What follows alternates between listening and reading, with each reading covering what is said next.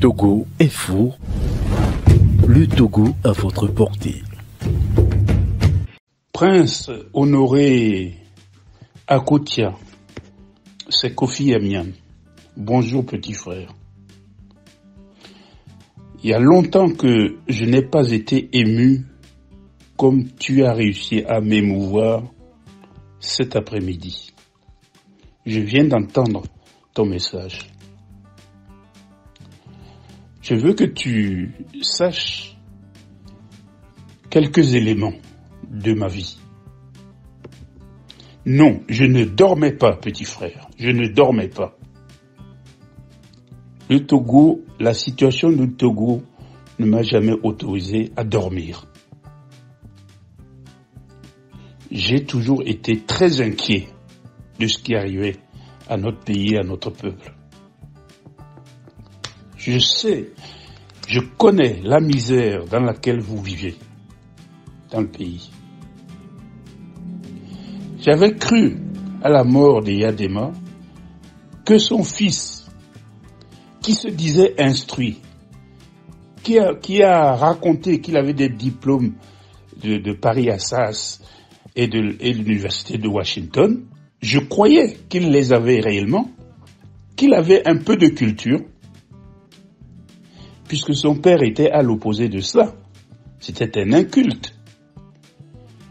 On pouvait à la limite,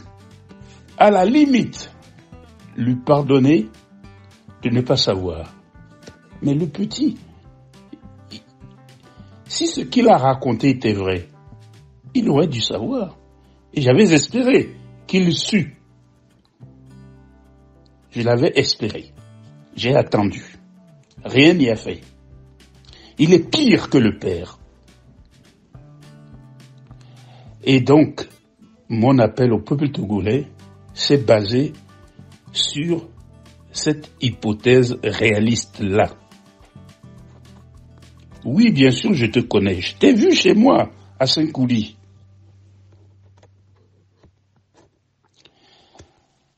Oui, il faut qu'on se donne les moyens de libérer le Togo. Tu sais que même avec tout l'argent que j'ai, je ne peux pas à moi tout seul faire ça. D'ailleurs, personne ne fait de politique avec son propre argent. Il faut que tout le monde y mette un peu la main, le doigt. J'ai proposé aux Togolais de la diaspora de créer une espèce de coopérative où ils déposeraient leur argent. Je ne leur demande pas beaucoup d'argent. Si on est plus de 2 700 000, si chaque Togolais met 1 euro, ça fait 2 700 000 euros. Et avec ça, on peut démarrer quelque chose et voir venir. Je suis comme toi, je sais qu'il n'y a aucune alternance possible par le vote. Puisque le petit tyran, il vole toutes les élections. Ni lui ni son père n'ont jamais été élus au Togo. Aucun Togonais ne leur a confié le pouvoir. Ils l'ont pris par la force. Et donc, il faut qu'on change de paradigme et qu'on se dise, nous aussi, il faut qu'on s'arme. Je te donnerai l'opportunité que tu me demandes. Je ne vais plus lâcher les Togolais de la diaspora. Il faut que tout le monde y mette du sien. On va y arriver, mon frère. On va y arriver. Il ne faut pas pleurer. Il ne faut pas pleurer.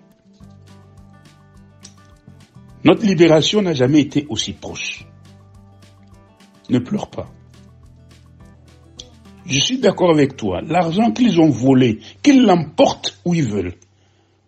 Moi, je ne leur en veux pas. Je ne veux pas de leur argent. J'en ai. Mais ce n'est quand même pas bien qu'ils aient tout envolé au Togo et laissant la population dans la misère où ils l'ont laissé. mais qui partent avec leur argent, qui partent où ils veulent. Mais à partir du moment où nous, on sera au pouvoir, la première main que je vois passer pour prendre l'argent dans la caisse, je la coupe. Parce qu'il faut que le moindre centime du Togo soit mis au service des Togolais. Ne pleure pas. Je ne veux pas que tu sois mort, je veux que tu sois vivant. Le peuple togolais a besoin de toi vivant, pas mort. On va y arriver, mon frère, on va y arriver. Avec l'aide de Dieu, on va y arriver. Et de nos ancêtres qui se sont battus pour que ce Togo soit libre. Tu as fait allusion à l'hymne national, oui. J'étais en classe de troisième quand le Togo est devenu indépendant. J'étais au collège Saint-Joseph. J'ai vu le président Olympio, je suis descendu au lycée, depuis Saint-Joseph au lycée de Tocoin. Je l'ai vu poser la première pierre du lycée de Tocoin. À cette époque-là, c'était en 62. Quelque chose comme ça. Où on allait le saluer, on le touchait, on l'applaudissait, on le vénérait. C'était comme ça.